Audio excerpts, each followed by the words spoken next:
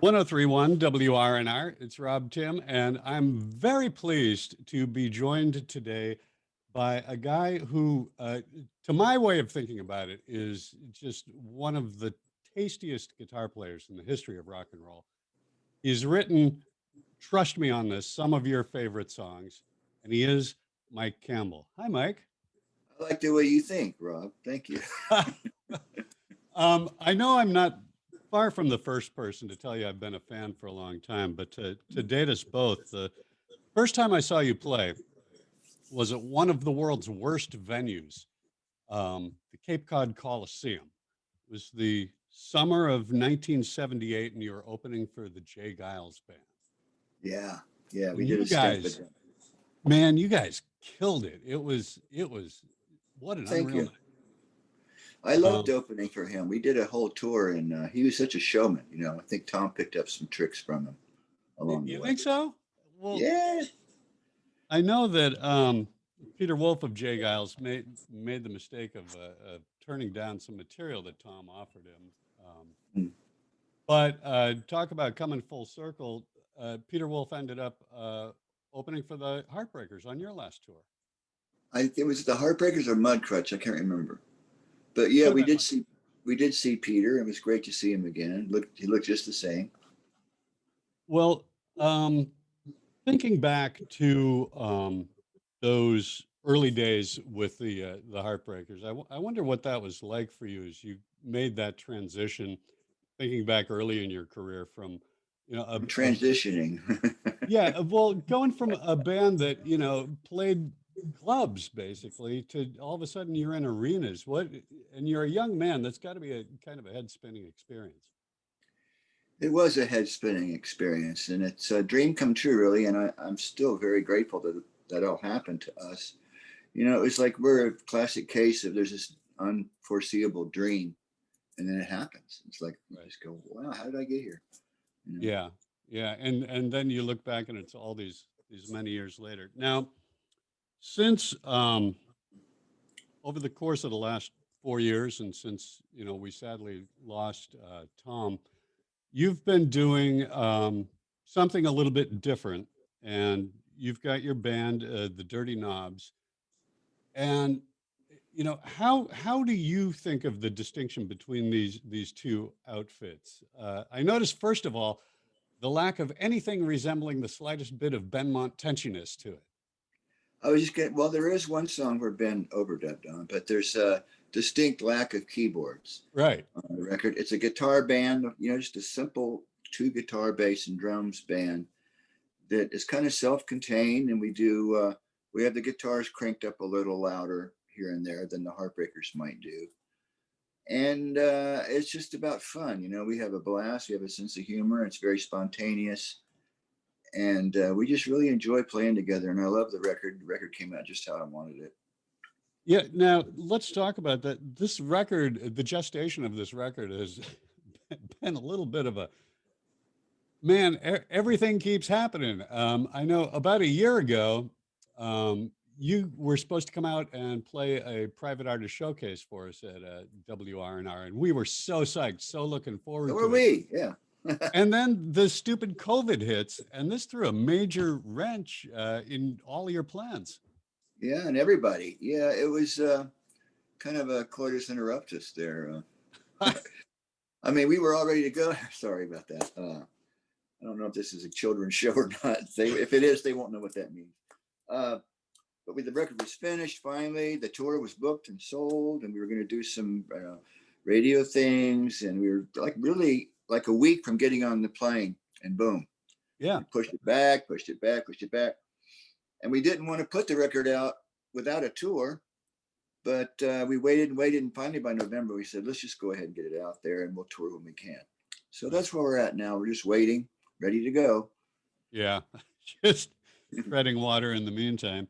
What are you now, since you've had this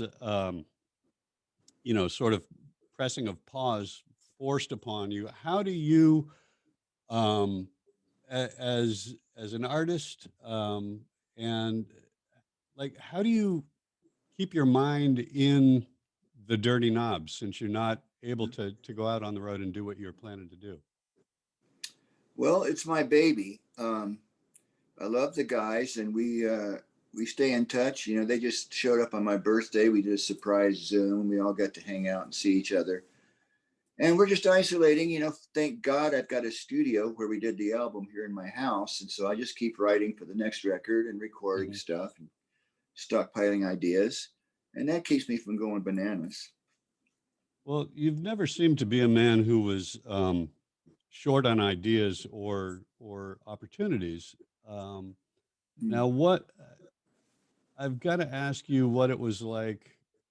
You interrupted your Dirty Knobs work for a little while to go and play with some people called Fleetwood Mac. Yeah. In my mind, that's got to be a really weird scene.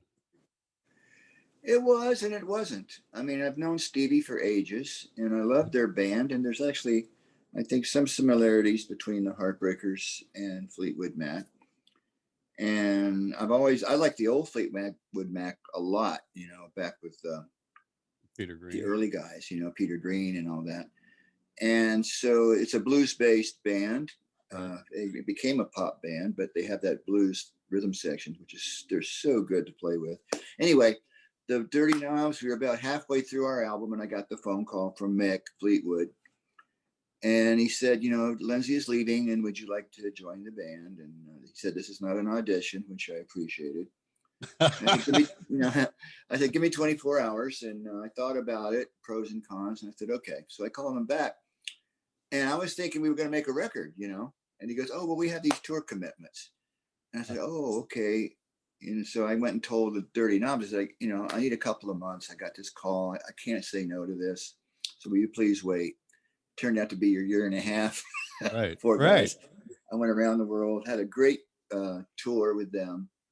And fortunately, the guys were very patient with me. When I got back, we finished the record and everybody's happy now. Now, this must have been a very different experience for you, though, to kind of walk in and have to learn somebody else's songbook. It was. It was out of my comfort zone. I'm used to playing, you know, guitar parts that I wrote, Hmm. but I love those records, and I took it on as a challenge to learn the bits that needed to be played. And you know, they certain things in those records, the guitar has to be played that way, or the Right. song sounds wrong. So I took it on, and I worked really hard to do my best to emulate it and bring my own soul to it when I could. But I wanted people to hear the band and recognize the songs, you know. So that was my challenge, but I enjoyed it. And given everything that had happened in your life in the period right before that, was that exactly sort of the kind of challenge that probably was good for you? Yeah, you know, in a way it was because I'm still deeply in grief. But at Hmm. that point, it was very fresh, and I felt a little lost. Although I had the Dirty Knobs to focus on, I was going through a lot of emotions, and that tour gave me a lot to really occupy my mind and going around the world and seeing other environments. It was healthy for me, yeah, to help get me through that. Let's talk some more about Reckless Abandon, the Dirty Yeah. Knobs album. Um, what would you like people to know about it before they dropped a needle on it? Well, it's fun. It's a fun record, and I wanted it to sound, which it does, like us just playing. Right. Okay, we kept the production. The production is good. It's real punchy and big sounding, but it's not overproduced. It's just us playing, and there's interaction, and there's humor, and it's a great band. There's a lot of dynamics where we just are spontaneous and go quiet and soft, or do this and push and pull with each other.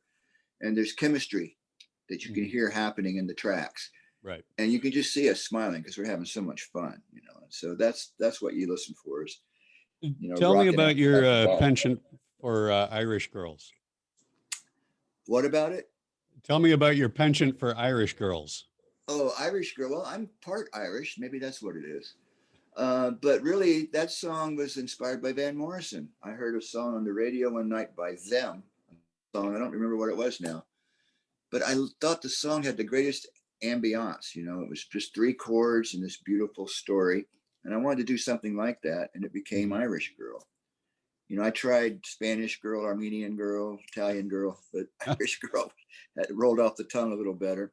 So I threw it together relatively quick, inspired by Van Morrison. It's kind of a fantasy, third party kind of character. Looking forward to the times that you can get Dirty Knobs back out on the road. I imagine you'll probably play for a fairly extended period on tour once you can. Yeah, we want to go everywhere. Absolutely.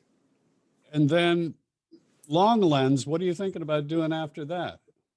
Well, I'm already starting to think about the second album, which we'll probably have it done by April.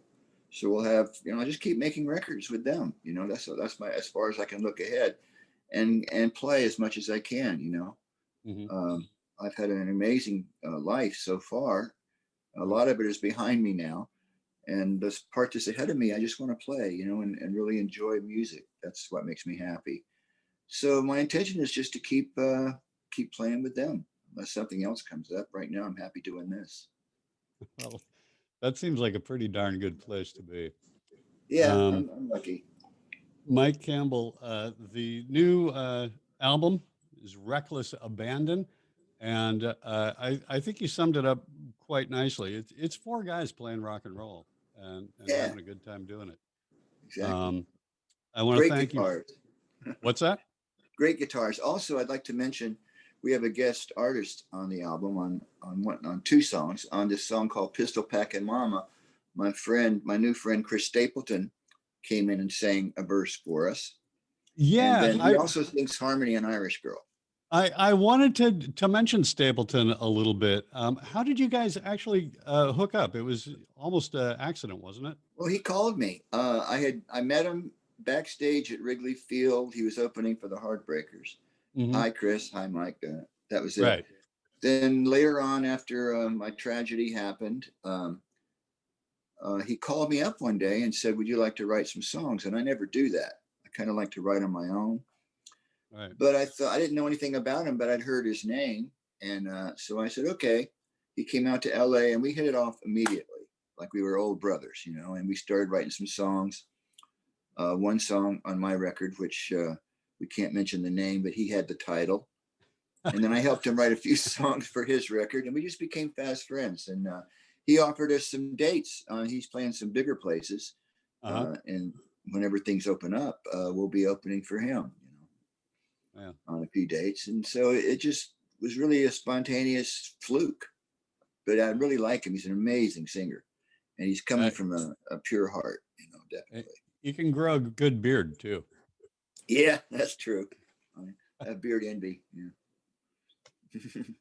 All right, Mike Campbell, we so look forward to the time when we can see you in our neighborhood, and we're going to hold you to that.